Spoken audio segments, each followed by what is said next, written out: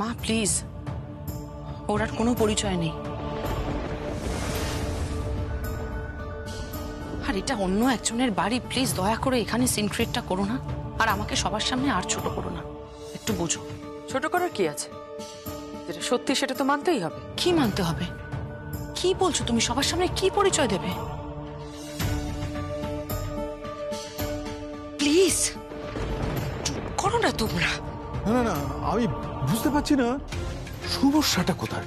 হ্যাঁ আসলে তোমরা এরকম ঝগড়া করছো, আই এম সরি। আচ্ছা, মেয়েটা কি তোমাদের কোনোভাবে চেনা?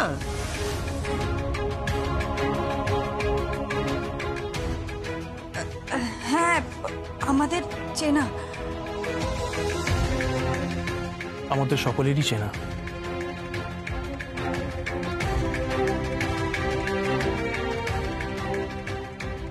কি? উনি শ্রীমতী যমুনা রায়, গঙ্গা ঢাকি, যাকে আপনারা বায়না দিয়েছেন ভাগ বাঁচানোর জন্য।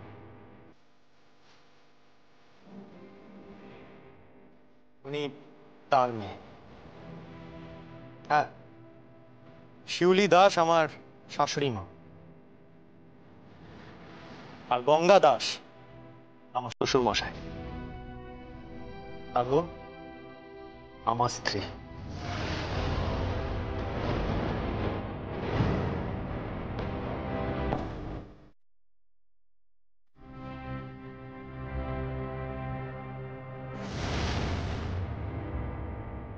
সে কি, নিজের স্ত্রীকে ৬,০০০ টাকার জন্য পাঠিয়েছো এই বাড়িতে উপার্জন করার জন্য? তোমার কি মতিভ্রম হয়েছে নাকি সঙ্গীত? মতিভ্রম আমার হয়নি, আমার মতিভ্রম হয়নি। মতিভ্রম যার হয়েছে সে এখানেই দাঁড়িয়ে আছে। সঙ্গীত, ভদ্রভাবে কথা বলো। তুমি তোমার বোনকে এইভাবে সকলের সামনে ইনসাল্ট করতে পারো না। You shut up Arja, you just shut up. আমার স্ত্রীকে ইনসাল্ট করা যায় কিন্তু আমার বোনকে ইনসাল্ট করা যায় না। কেন কেন? আমার ঠাম্মি এখানে সকলের সামনে দাঁড়িয়ে ঢাক বাজিয়েছেন, আমার মা পাশে দাঁড়িয়ে আছে। এটা অসম্মানের কি আছে? এটা অসম্মানের কি আছে? আর তাছাড়া তো সকলের সামনে প্রমাণ হয়েই গেছে যে ও আমার স্ত্রী, আর শুধুমাত্র একটা কেস লড়ার জন্য এখানে অর্থ উপার্জন করছে। থাক শুনি, এসব কথা এখন থাক। যমুনা, তুই ঢাক বাজা, এটা তোর পেশা, আর তোর দায়িত্ব কর্তব্যের মধ্যে পড়ে। তুই যেখানে টাকা নিয়েছিস সেখানে তোকে পারফর্ম করতেই হবে।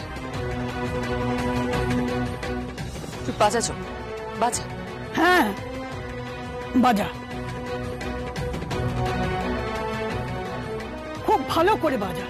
লোককে দেখিয়ে দে পরিচয়টা কর্মে হয়, অর্থে নয়।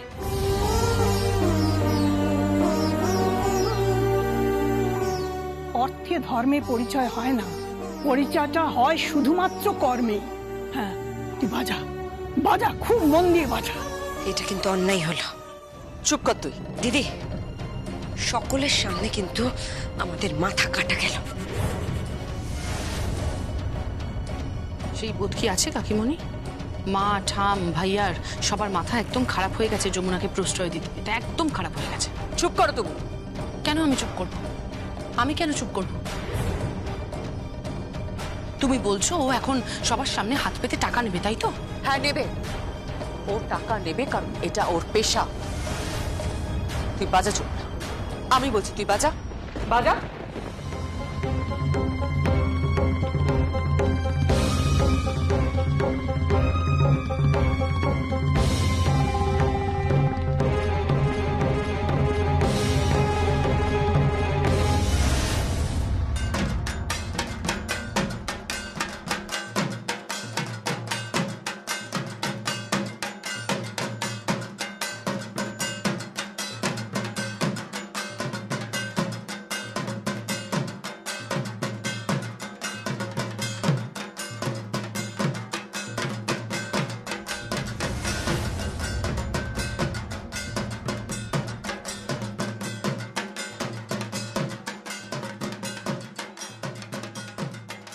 মা দেখুন কি সুন্দর ঢাক বাজাচ্ছে যমুনা।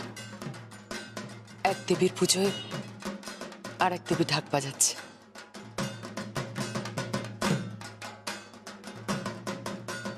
আমি যদি জানতাম এখানে এরকম একটা পরিস্থিতি হবে আমি কিন্তু এখানে আসতাম না, কারণ আমার এখানে অকওয়ার্ড ফিল হচ্ছে। প্লিজ প্লিজ তুমি কিছু মাইন্ড করো না, তুমি একটু দাঁড়িয়ে থাকো, শান্ত হয়ে দাঁড়াও। মাইন্ড তো আমি করবই।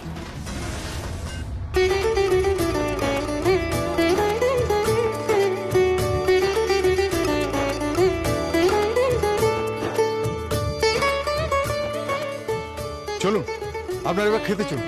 এক মিনিট, আমার টাকাটা।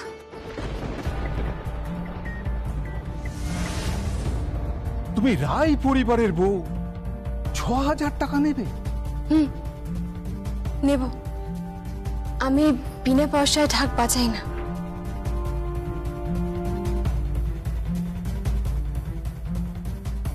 করবে না তো? তুমি কেন ফ্রিতে করবে? কারণ তুমি তো একটা ভিখিরির মেয়ে, তাই না? একটা তুমি ভিখিরির মেয়ে। গীত, ভদ্রভাবে কথা বলো। তোমার পরিবারটা খুব ভদ্র পরিবার, নিজে ভদ্রতার পরিচয় দাও। রুচিহীনের মতো কথা বলো না। তুমি তো শিক্ষিত একটা মেয়ে, শিক্ষার পরিচয় দাও।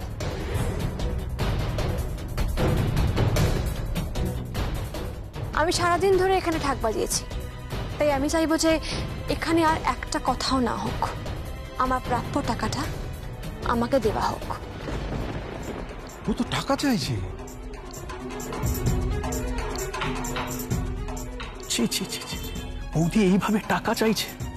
ছি ছি ছি ছি, আমি তো ভাবতেই পারছি না।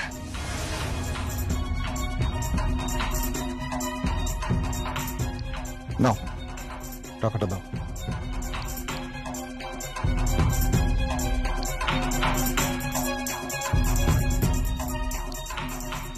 না, টাকাটা নাও। না, ও টাকা নেবে না।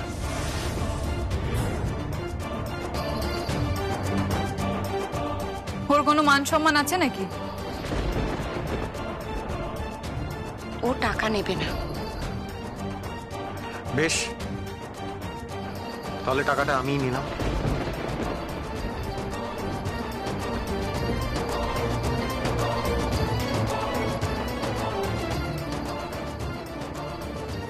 টাকাটা রাখো।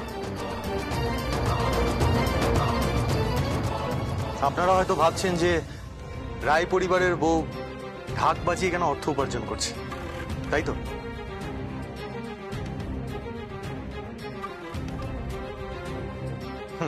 আমি জানি উঁচু মাথা, রায় পরিবারের সো কল্ড উঁচু মাথা আজ সকলের সামনে কাটা গেছে,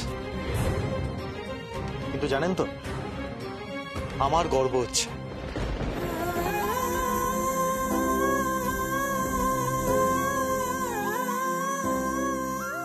হ্যাঁ, আমার গর্ব হচ্ছে যে আমার স্ত্রী তার বোনের কেস লড়ার জন্য এই টাকাটা উপার্জন করেছে।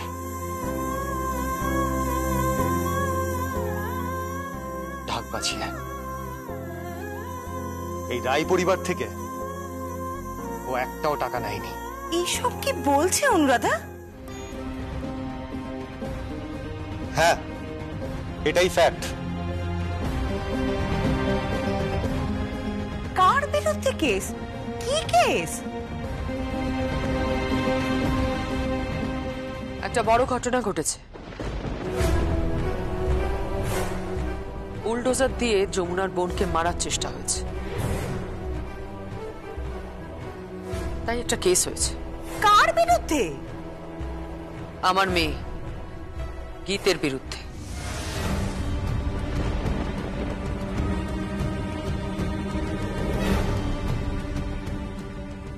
গীত, গীত আমার কথা শোনো। গীত, গীত।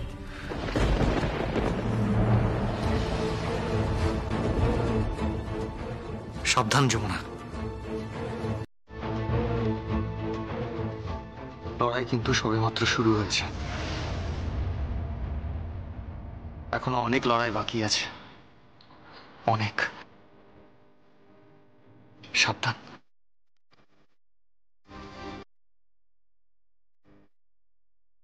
হে মা, রক্ষা করো।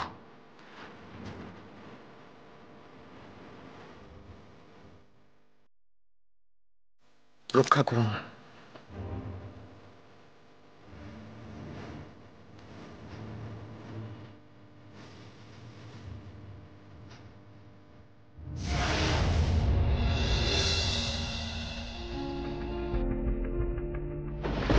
এ কি মা, মা বোন,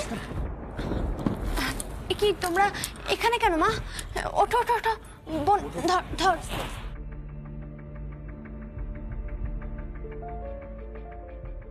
আমি তো ঢাকির বউ, ঢাকির মা।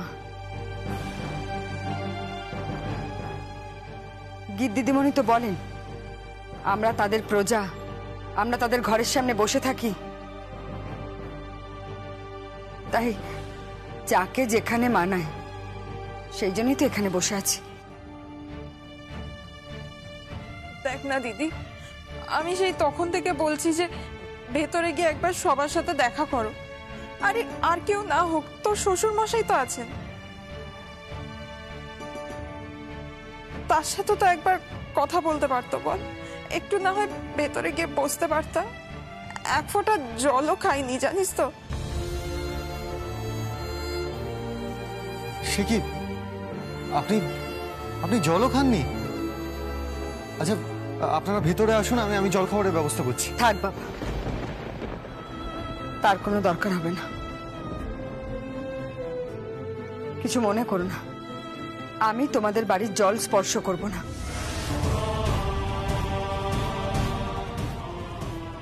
ও জল আমার গলা দিয়ে নামবে না। মা, আমার পরিবারের উপর রাগ করে আমাকে এসব কথা বলবেন না প্লিজ। দেখুন, আপনি না খেয়ে গেলে যে আমার খারাপ লাগবে। কিছু করার নেই, এই প্রথমবার আমি তোমার কাছে হাত জোড় করছি। ছি ছি ছি ছি,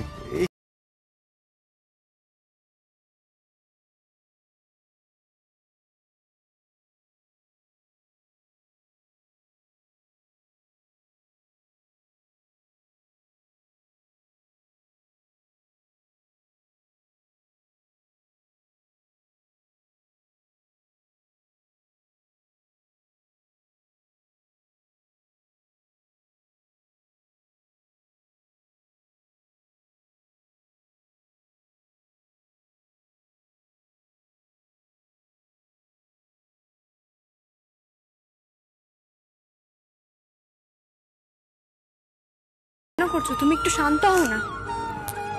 এসো ছোট করতে পারো? হ্যাঁ। ও, এই নাও।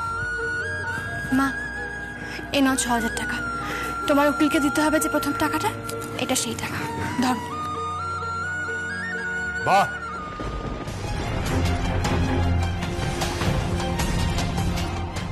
চমৎকার শিল্পী, চমৎকার। আমি জানতাম যে এটা তোমারই কাজ। তুমি আমার বাড়ির বৌমাকে জোর করে ঠাকি সাজিয়ে পাঠিয়েছো আরেকটা পুজোর বাড়িতে ঢাক বাজাতে, আর তার উপার্জনের পয়সায় তুমি আদালতে যাচ্ছ আমার মেয়ের বিরুদ্ধে মামলা লড়তে। যমুনা, তুই বা কেমন মেয়ে? মায়ের কথায় তুই ঢাকি সেজে ঢাক বাজিয়ে পয়সা নিয়ে এলি, হাত পেতে পয়সা নিয়ে এলি, আর সেই পয়সা নিয়ে তুই আদালতে যাচ্ছিস তোরই ননদের বিরুদ্ধে কেস লড়বার জন্য। শুধু তাই নয় বাবা, আসল কথা শুনলে তো তুমি একদম চমকে যাবে।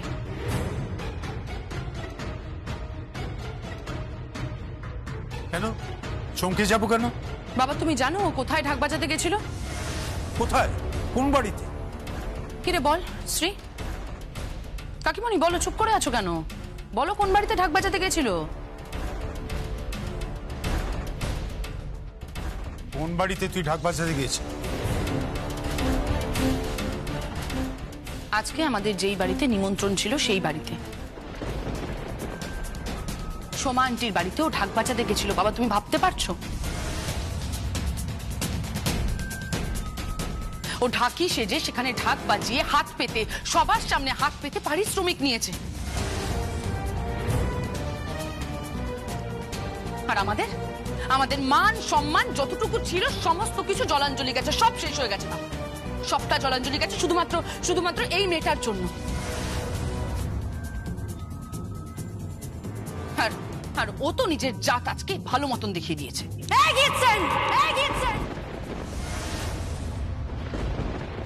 চুপ, আর একটাও কথা নয়, অনেক বলে ফেলছো তুমি।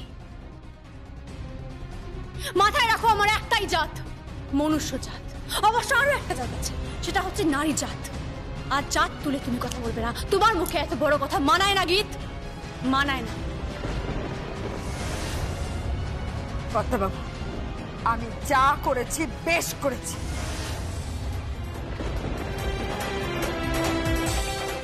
মা মা দোহাই তোমার, তুমি চুপ করো, এভাবে কথা বলো না তুমি।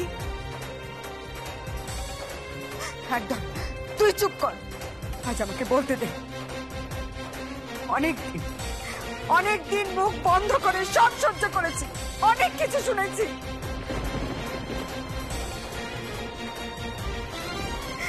অনেকদিন চুপ করে এদের জুতো লাথি সব সহ্য করেছি।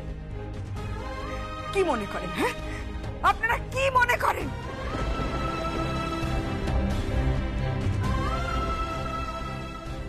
আপনারা যা করছেন সব ঠিক। আমি আমার মেয়ের থেকে টাকা নিয়েছি, তাতে আপনাদের কি? হ্যাঁ, আমার মেয়ে নিজে উপার্জন করে তার বাপ মায়ের হাতে টাকা তুলে দিয়েছে, তাতে আপনার অসুবিধা কোথায়? আপনাদের পরিবারের একটা টাকাও তো আমরা ছুঁইনি, তাহলে কিসের অসুবিধে? এত কিসের অহং আপনাদের? মা মা চুপ করো, তুমি শান্ত হও, চুপ করো। ওকে বলতে দে যমুনা, ও যা বলছে ওকে বলতে দে। আমি তো অবাক হয়ে যাচ্ছি ওর কথা শুনে। আমি কোন শিউলিকে দেখছি আমি তো ভাবতেই পাচ্ছি।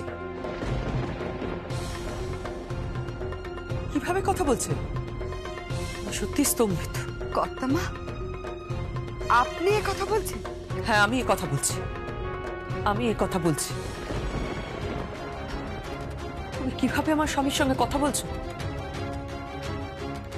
তুমি আমাদের বাড়িতে দাঁড়িয়ে তুমি তাকে অপমান করছো, আমাদের পরিবারকে অপমান করছো। ছি ছি ছি ছি, আমি তো ভাবতেই পারছি না। গঙ্গা থাকলে আজকে বুটেই এইভাবে কথা বলতো না।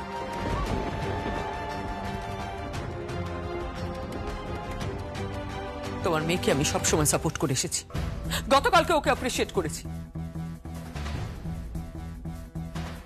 সে তোমার মেয়ে, তোমার প্রতি ওর কর্তব্য আছে। ও রোজগার করে তোমার হাতে টাকা তুলে দিচ্ছে, খুব ভালো কাজ করেছে, বেশ করেছে।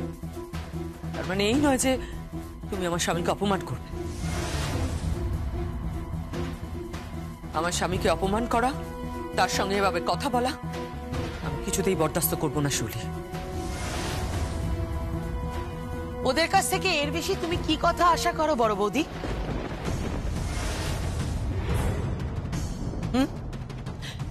এরকমই তো ব্যবহার করবে। আসলে এদের ক্যাটাগরির প্রবলেম কি জানো তো? এরা খেতে পেলে শুতে চায়। হ্যাঁ হ্যাঁ হ্যাঁ, এই যে শিউলি, তোমরা হচ্ছে জুতো। তোমরা বোধহয় সবাই ভুলে গেছো যে জুতো সোনার হলেও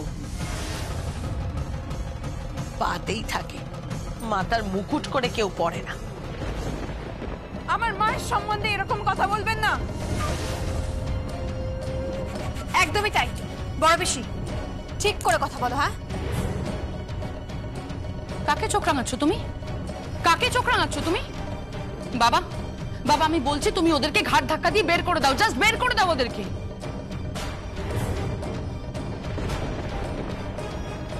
কেউ ঘাড়ে হাত দিয়ে দেখুক না,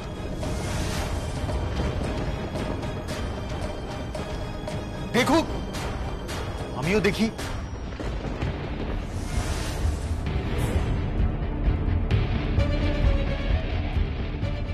সঙ্গীত,